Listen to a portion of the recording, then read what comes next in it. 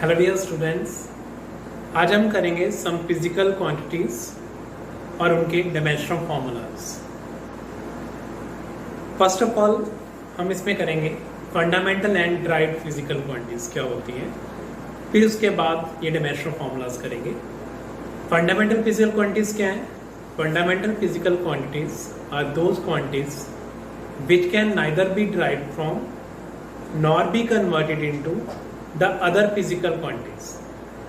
Fundamental physical quantities are those quantities which can neither be derived from nor be converted into the other physical quantities. किसी और physical quantity में उसको हम express नहीं कर पाते, उनको क्या बोलते हैं? Fundamental physical quantities. For example, mass, length, time. ये क्या है? Fundamental physical quantities है।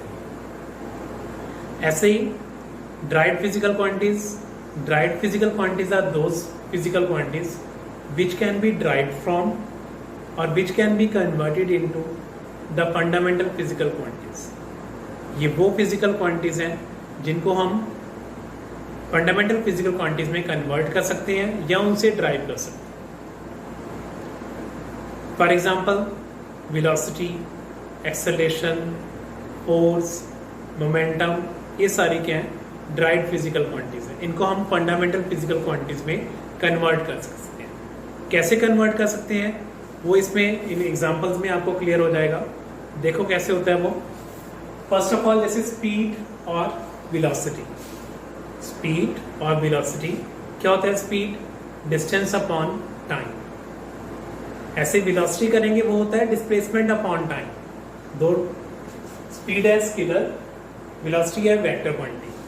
ये चीज एक्सप्लेनेशन हम बाद में डिटेल में करेंगे। जब हम डायमेंशनल फॉर्मूलाज लिखते हैं उस टाइम पे हम स्पीड और वेलोसिटी को एक ही चीज मान के चलते हैं। तो स्पीड और velocity is distance upon time. Distance क्या होता है इसमें? डिस्टेंस को हम लिख सकते हैं लेंथ। हमने जितने भी फॉर्मूलाज बनाने हैं वो मास, लेंथ और टाइम की फॉर्म में कन्वर्ट करने हैं। तो इसमें क्या आएगा? स्पीड और velocity is distance upon time, distance is length, time is time. तो यहाँ पे क्या बन जाएगा फिर डायमेंशनल फॉर्मूला?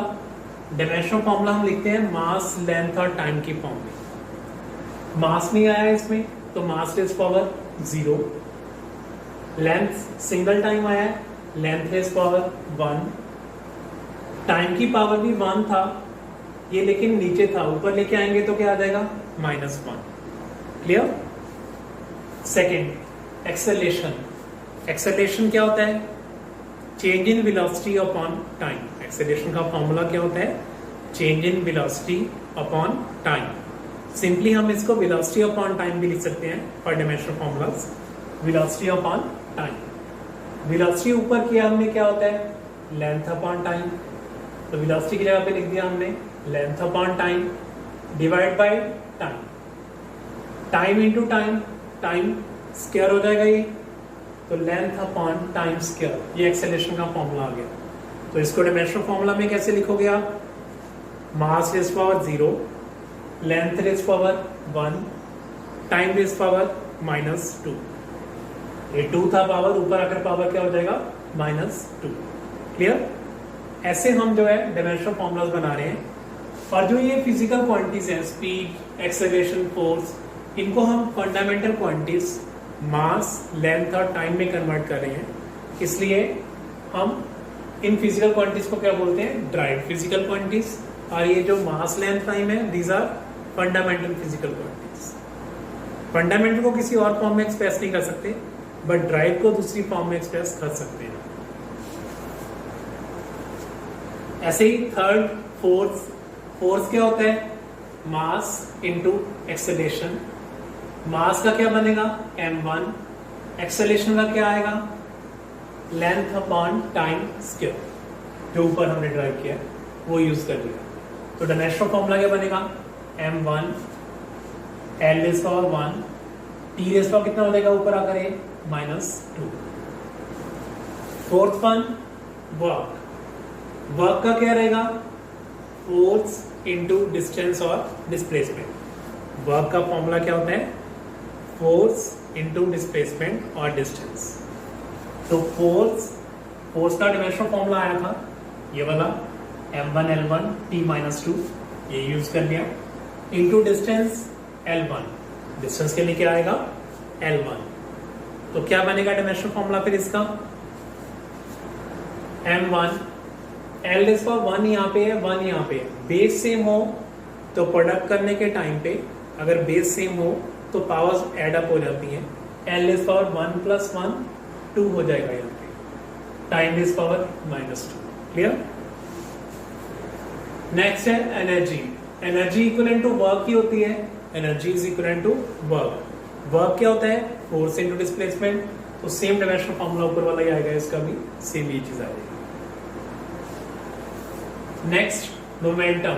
मोमेंटम होता है quantity of motion contained in a body, quantity of motion contained in a body. Detail में ये हम बाद में करेंगे, अभी हमने सिर्फ इसका फॉर्मूला करना है। तो फॉर्मूला क्या आएगा मोमेंटम का, mass into velocity, mass into velocity. तो मास का आ गया m1, वेलोसिटी क्या आया था length upon time l1 t-1। तो m1 l1 t नीचे 1 था, ऊपर आकर -1। ऐसे करने हैं पावर। पावर होता है वर्क अपॉन टाइम, तो वर्क क्या आ जाएगा, वर्क हमने क्या था m1 l2 t-2 वो यूज कर लिया, अपॉन टाइम t⁻1।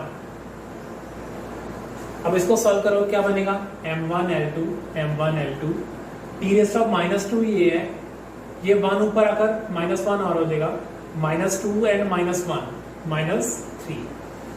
ये इसका डायमेंशनल फॉर्मूला। ऐसे करेंगे हम एरिया। एरिया क्या होता है length into breadth, area is length into breadth. अब लेंथ लें हम या ब्रेड्थ लें, लेंथ और ब्रेड्थ क्या होंगे ये दोनों, फिजिकल क्वांटिटी चेक करनी है हमने, तो ये लेंथ ही है, ब्रेड्थ को भी हम एज ए लेंथ ही लेंगे एज ए फिजिकल क्वांटिटी। तो लेंथ इनटू ब्रेड्थ को लिख सकते हो length into length, that is length square m0 l2 t⁻0। ये इसका डायमेंशनल फॉर्मूला आ जाएगा। Volume length into breadth into height होते हैं।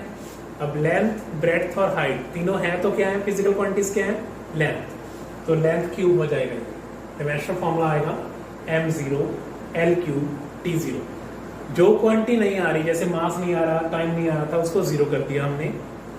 लेंथ 3 टाइम्स आया था, l इज फॉर 3 कर दिया। डेंसिटी। डेंसिटी हमें पता है क्या होता है density, mass upon volume. Density क्या होता है मास अपॉन वॉल्यूम।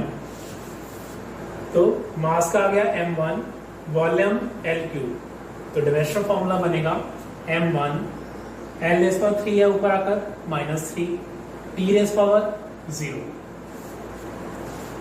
एंगल और एंगुलर डिस्प्लेसमेंट, एंगल और एंगुलर डिस्प्लेसमेंट क्या होता है, ये length of arc upon radius. क्या फॉर्मूला क्या होता है इसका, length of arc upon radius. ये हमने मैथ्स में भी किया हुआ पहले लोअर क्लासेस में। कोई स्मॉल आर्क हो जिसकी लेंथ l हो और रेडियस r हो, तो थीटा इक्वल टू होता है रेडियंस में होता है ये थीटा। थीटा एंगुलर डिस्प्लेसमेंट किस में लेनी होती है हमने, रेडियंस में। तो theta in radians is equal to length of arc upon radius l upon r। हमने यहाँ पे सिर्फ इसका डायमेंशनल फॉर्मूला फाइंड आउट करना है। तो लेंथ ऑफ आर्क भी लेंथ है और रेडियस भी एक लेंथ ही है, तो लेंथ अपॉन लेंथ कैंसिल हो जाएगा, तो कोई फिजिकल क्वांटिटी नहीं आई। तो इसका डायमेंशनल फॉर्मूला क्या बनेगा m0 l0 t0, that is it is a dimensionless quantity. ये एक डायमेंशनलेस क्वांटिटी आएगी। नेक्स्ट है प्रेशर। प्रेशर के लिए क्या करेंगे, प्रेशर होता है फोर्स अपॉन एरिया। इसको प्रेशर भी लिख सकते हो आप या फिर स्ट्रेस भी लिख सकते हो, एक ही चीज है स्ट्रेस और प्रेशर। फोर्स अपॉन एरिया, इसके लिए क्या बनेगा m1 l1 t-2।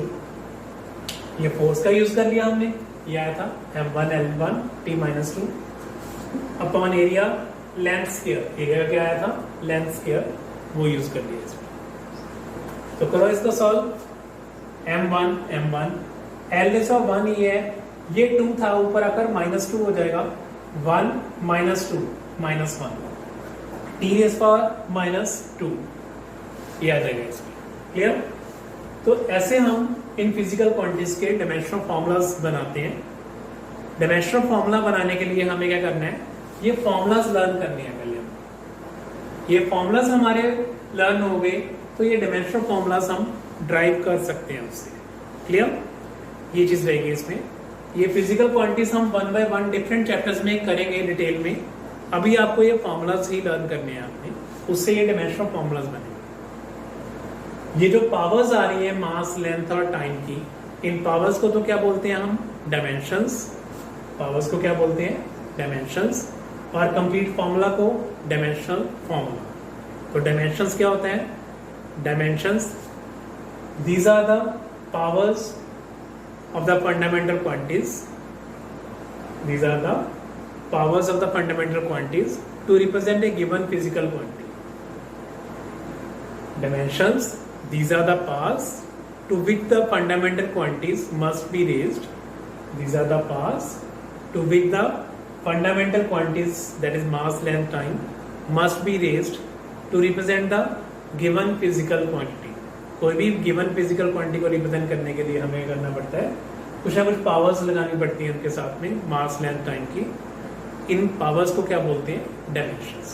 और इस कंप्लीट को डायमेंशनल फॉर्मूला। क्लियर? इनके बेस पे हमने कुछ न्यूमेरिकल्स करने हैं। ये हमने कुछ फॉर्मूलाज कर लिए, और भी कई सारे फॉर्मूलाज हैं इसमें जिससे आगे हम करते हैं। अब हम एंगुलर डिस्प्लेसमेंट किया था, डायमेंशनलेस आया था।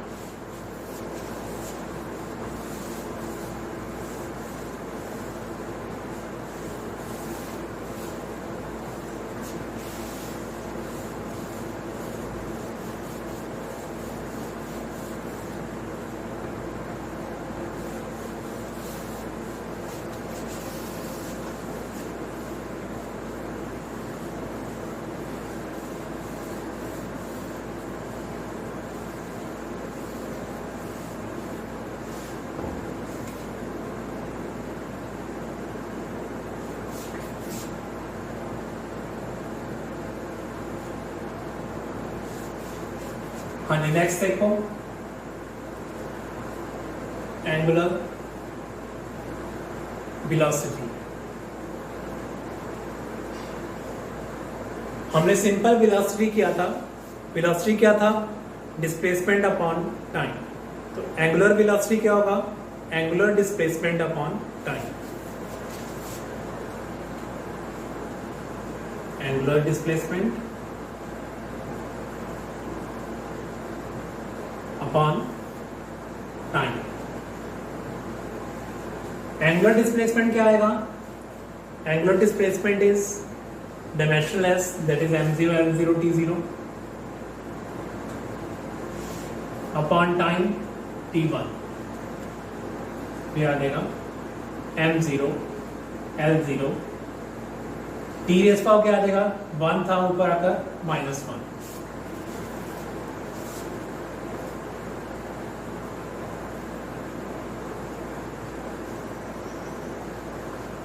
Angular acceleration,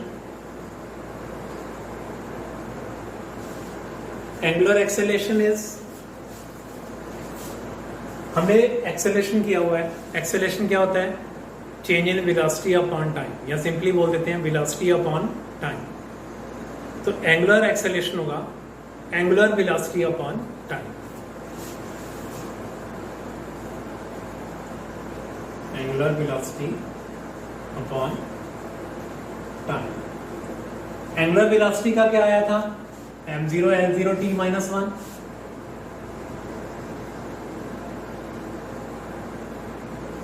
divide by time t1। तो ये बन जाएगा m0 l0 t race of -1 ये है, ये भी ऊपर आकर -1 हो जाएगा, -1 एंड -1 -2। ये बनेगा angular acceleration.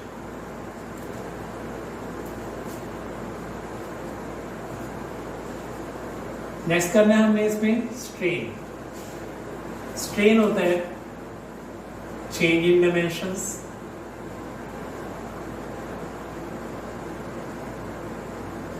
over original dimensions.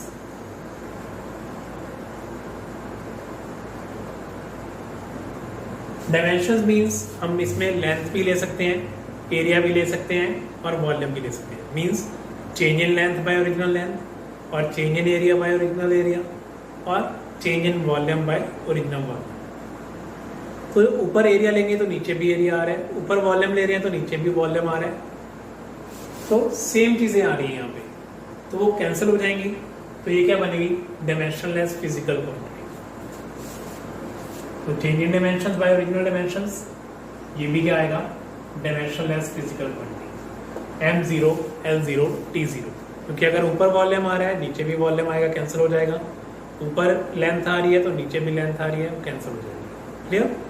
तो स्ट्रेन में क्या आएगा? Change in dimensions over original dimensions. तो ये क्या आएगा? डायमेंशंस. क्लियर?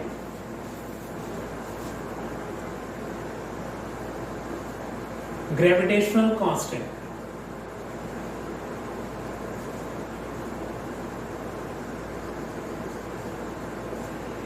ग्रेविटेशनल कांस्टेंट ये भी इंपॉर्टेंट है. G से रिप्रेजेंट करते हैं हम ग्रेविटेशनल कांस्टेंट. इसका फॉर्मूला होता है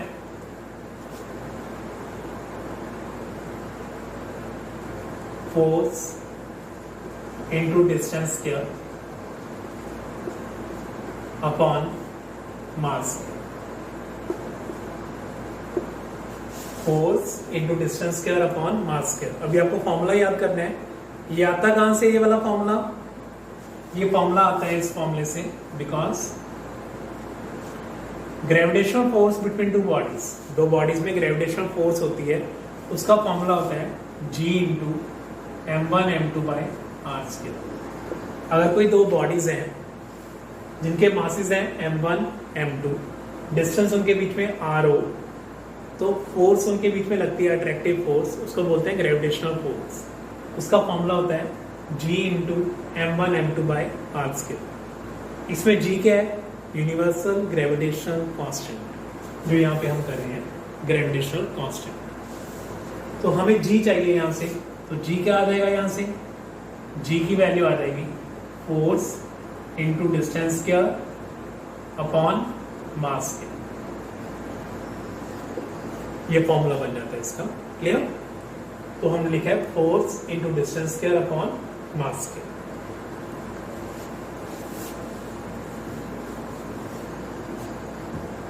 तो अब फोर्स का क्या बनेगा? फोर्स होता है mass into acceleration, M1 L1 T minus 2. Distance square means length square upon mass square. तो अब इसको करो सॉल्व. क्या बनेगा? ये मास रेज़्ड पावर 1 है, यहाँ पे मास है ही नहीं, यहाँ पे 2 है, तो 1 minus 2 minus 1. Length raised power 1 plus 2 3. अगर कोई चीज प्रोडक्ट में आ रही है उनकी पावर्स एड अप करेंगे, अगर कोई चीज डिवाइड आ रही है तो पावर्स माइनस करेंगे उसमें से. ठीक है? तो M1 minus 2 minus 1, L raised power 1 plus 2 3. Time है ही नहीं और किसी में, तो time raised power minus.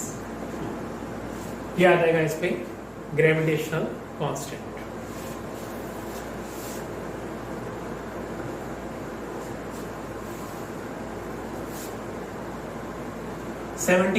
Frequency. Frequency को हम न्यू से रिप्रेजेंट करते हैं और एफ से रिप्रेजेंट कर देते हैं. ग्रीक लेटर है न्यू. फ्रीक्वेंसी होता है 1 by time period, 1 over time period, that is 1 bye time. तो डायमेंशनल फॉर्मूला क्या बनेगा इसका? M0 L0.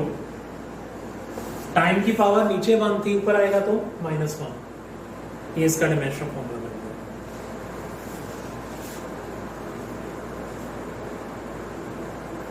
एटीन्थ कर रहे हैं हम प्लैंक्स कांस्टेंट. प्लैंक्स कांस्टेंट को हम किससे रिप्रेजेंट करते हैं? स्मॉल h से. किससे रिप्रेजेंट करेंगे? स्मॉल h से। तो इसका फॉर्मूला आता है प्लैंक्स कांस्टेंट का, energy over frequency. Planck's constant का फॉर्मूला क्या आता है? Energy by frequency.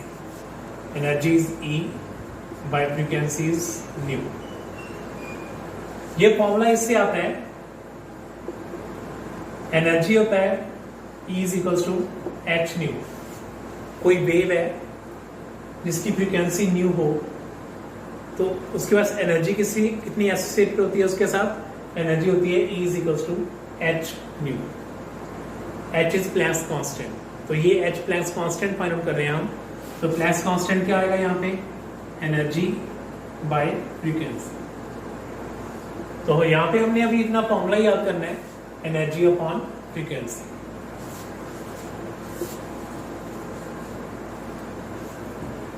तो एनर्जी क्या होता है? वर्क के इक्विवेलेंट। वर्क क्या होता है? Force into displacement, that is m1 l2 t minus.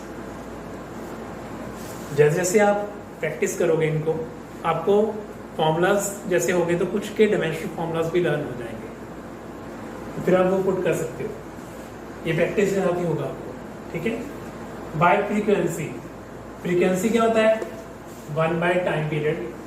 तो ये आ जाएगा m0 l0 t minus 1। Solve करो इसको, क्या बन गया है? m raise power 1 minus 0 1, l raise power 2 minus 0 2, t raise power minus 2 minus 1, t raise power minus 2, और ये माइनस 2 था, ऊपर आकर ये क्या बन जाएगा? Plus 1, minus 2 and plus 1 minus 1। ये इसका डायमेंशनल फॉर्मूला आएगा प्लैंक्स कांस्टेंट का। Clear?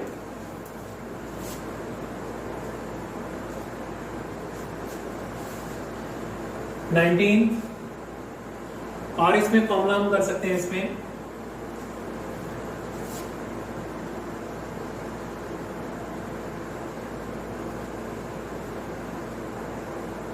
Velocity gradient. Velocity gradient, velocity upon distance. Formula क्या होता है इसका? Velocity upon distance. जब भी ग्रेडियंट वर्ड आ जाए, वेलोसिटी ग्रेडियंट है तो velocity upon distance, pressure gradient है तो pressure upon distance, upon distance आ जाएगा ग्रेडियंट वर्ड की जगह, ठीक है। तो velocity gradient, velocity upon distance. Velocity क्या बनेगा? Length upon time upon distance L1। तो ये सॉल्व करने पे आ जाएगा m0 L1 minus 1 0 t rays power minus 1। ये वेलोसिटी ग्रेडियंट होगा। ऐसे ही हम प्रेशर ग्रेडियंट कर सकते हैं।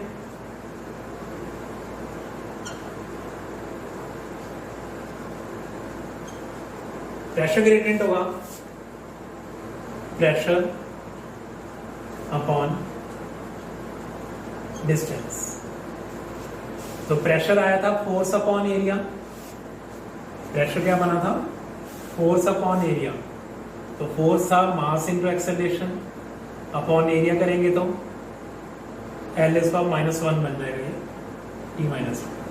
ये था प्रेशर का, upon distance. Distance means length. तो इसको सॉल्व करो, क्या बनेगा? ये m1 L माइनस 2 हो जाएगा, ये minus 1 and minus 1 minus 2 T rays power minus 2। ये इसका डायमेंशनल फॉर्मूला आ जाएगा। तो यहाँ तक ये हमने 20 फॉर्मूलाज कर लिए, ठीक है। और भी कुछ करेंगे। अभी हम स्टार्टिंग में ये नियर अबाउट 30-32 फॉर्मूलाज करेंगे जो आपको न्यूमेरिकल्स के लिए जरूरी होंगे, ठीक है। ये डायमेंशनल फॉर्मूला बना पाओगे तभी आप डायमेंशनल एनालिसिस के बेस पे जो न्यूमेरिकल्स है उनको सॉल्व कर पाओगे।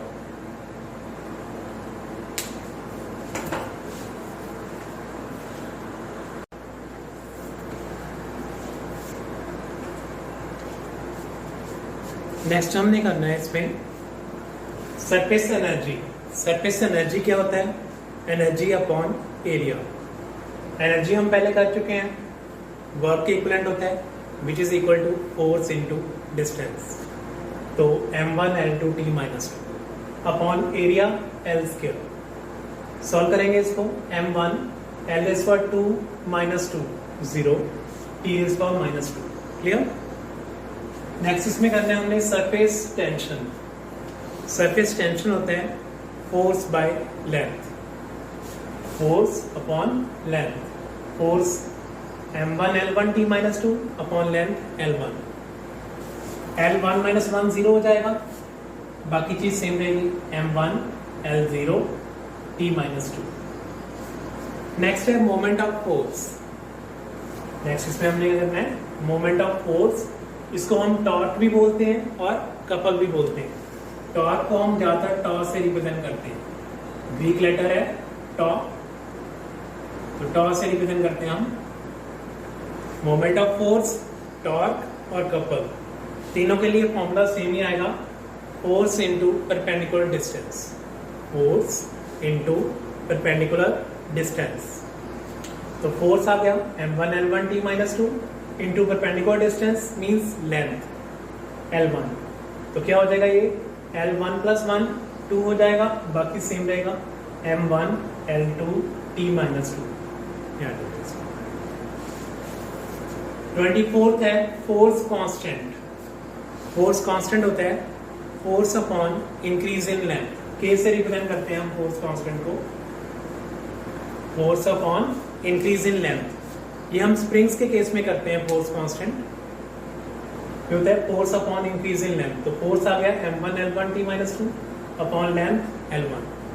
तो m1 L is for 0, T is for minus 2। 25th radius of gyration. Radius of gyration एक परपेंडिकुलर डिस्टेंस होती है, तो हम सिंपली इसको डिस्टेंस लिख सकते हैं। Radius of gyration is the perpendicular distance from axis of rotation. जिस चीज के अराउंड बॉडी कोई रोटेट कर रही है, जैसे इसके अराउंड कोई बॉडी रोटेट कर रही है, तो परपेंडिकुलर डिस्टेंस कितनी डिस्टेंस के ऊपर जो है रोटेट कर रही है बॉडी, तो उस डिस्टेंस को क्या बोलते हैं? हम रेडियस ऑफ जाइरेशन बोलते हैं। तो रेडियस ऑफ जाइरेशन होती है distance means length L1। Next है moment of inertia. Moment of inertia होता है मास इनटू डिस्टेंस स्क्वायर। तो mass is m1, distance square is L square. m1 L2 T is for 0। Charge. Charge के लिए हमें एक फंडामेंटल फिजिकल क्वांटिटी और करनी पड़ेगी, that is current. Current is also a fundamental physical quantity and we use A means ampere as the fundamental physical quantity। हमें पता है चार्ज I किसके इक्वल होता है? dq upon dt, that is charge. Current I होता है charge flowing per unit time, charge by time. तो charge आ जाएगा करंट इनटू टाइम। तो चार्ज आ गया करंट इनटू टाइम। करंट के लिए हम यूज करते हैं A rays power 1 means ampere rays power 1, और टाइम के लिए T1। तो डायमेंशनल फॉर्मूला बनेगा m0 L0 T1 A1। A यहाँ पे एम्पियर्स के लिए स्टैंड करता है, ठीक है। इस सिर्फ इस एक में जो है हमारे पास साथ में एम्पियर आया, और भी कुछ क्वांटिटीज में ऐसे आ सकता है साथ में डिफरेंट क्वांटिटी कोई ना कोई। नेक्स्ट है स्पेसिफिक ग्रेविटी। स्पेसिफिक ग्रेविटी होता है किसी भी बॉडी के लिए, स्पेसिफिक ग्रेविटी होता है density of body upon density of water at 4 degree Celsius. Water की डेंसिटी हम 4 डिग्री सेल्सियस पे ही लेते हैं, क्योंकि 4 डिग्री सेल्सियस पे डेंसिटी ऑफ वाटर जो है मैक्सिमम होती है। 4 डिग्री से कम और 4 डिग्री से ज़्यादा दोनों जगह पे डेंसिटी ऑफ वाटर डिक्रीज करती है। तो ऊपर भी डेंसिटी है, नीचे भी डेंसिटी है, कैंसिल हो जाएगा, तो ये डायमेंशन लेस बनेगा m0 L0 T0। नेक्स्ट है इसमें इम्पल्स। इम्पल्स होता है अफेक्ट ऑफ फोर्स। इम्पल्स क्या होता है? Effect of force. इसका फॉर्मूला होता है इम्पल्स का force into time, force into time. तो force m1 L1 T minus 2 time T1, तो ये हो जाएगा m1 L1 T is power -2 + 1 -1 and 30th is Hubble constant, ये होता है velocity of recession upon distance. Velocity of recession means velocity upon distance length, तो velocity होता है length upon time upon length, length से लेंथ कैंसिल हो जाएगा, t-1 रह जाएगा, m0 l0 t-1। ऐसे कुछ और फॉर्मूलाज हैं इसके।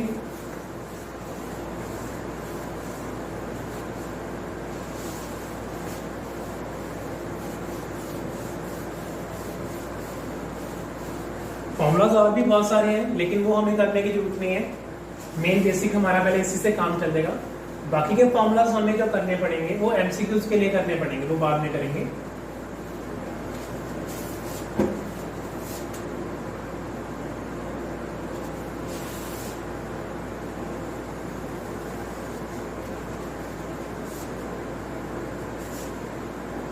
Thirty first is coefficient of elasticity. Coefficient of elasticity ये होता है स्ट्रेस अपॉन स्ट्रेन। ये दोनों फॉर्मूलाज हम पहले कर चुके हैं। स्ट्रेस प्रेशर को ही बोलते हैं, तो प्रेशर होता है फोर्स अपॉन एरिया। प्रेशर क्या होता है, फोर्स अपॉन एरिया। फोर्स आया था m1 l1 t-2 upon area l square, तो ये बन जाएगा m1 l1 - 2 -1 m1 l-1 t-2, that is stress. और स्ट्रेन किया था हमने change in dimensions upon original dimensions, तो ऊपर नीचे सेम क्वांटिटी आती थी, so it is dimensionless. m0 l0 t0, तो नीचे कुछ भी नहीं आया, सेम ही क्वांटिटी यहाँ पे आ जाएगी m1 l1 t-2। ये इसका डायमेंशनल फॉर्मूला रहेगा। 32nd is coefficient of viscosity. Coefficient of viscosity, इसको हम ईटा से रिप्रेजेंट करते हैं। ये भी एक ग्रीक लेटर है, एन को एक्सटेंड कर देंगे, दैट इज ईटा। ईटा बोलते हैं इसको, ठीक है। कोएफिशिएंट ऑफ विस्कोसिटी, इसका फॉर्मूला होता है force upon area into velocity gradient.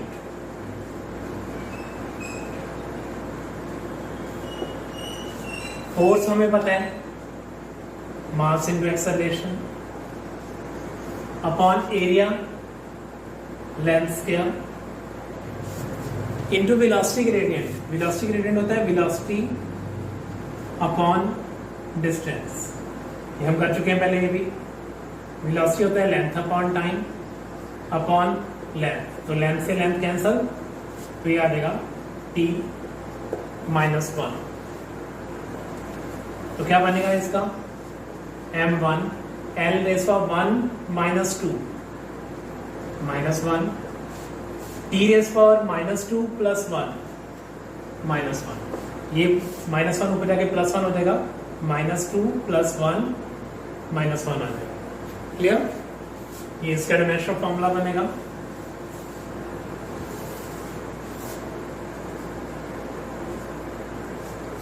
Thirty third is और इसमें हमने फॉर्मूला करना है किसमें, Reynolds number. Reynolds number NR से इसको जल्दी रिप्रेजेंट कर देते हैं।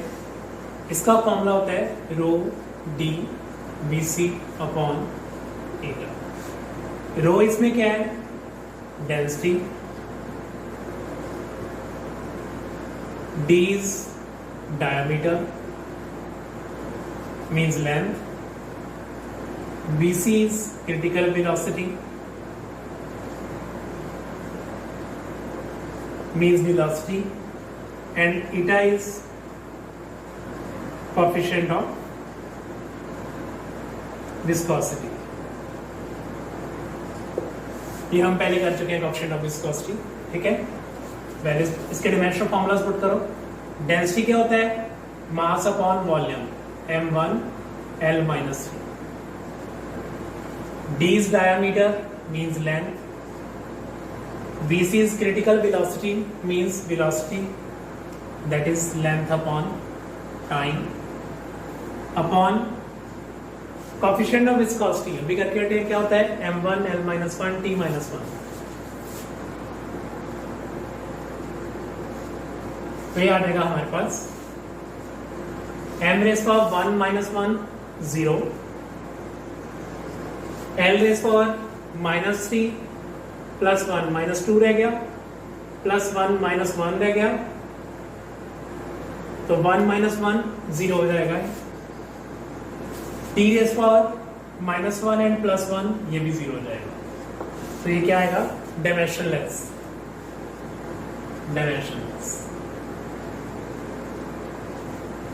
तो ऐसे और भी बहुत सारे फॉर्मूलाज हैं, ऐसे हम फॉर्मूलाज और भी कर सकते हैं इसमें, बट थ्योरी पर्पस के लिए हमें एक बार इतने फॉर्मूलाज सफिशिएंट है.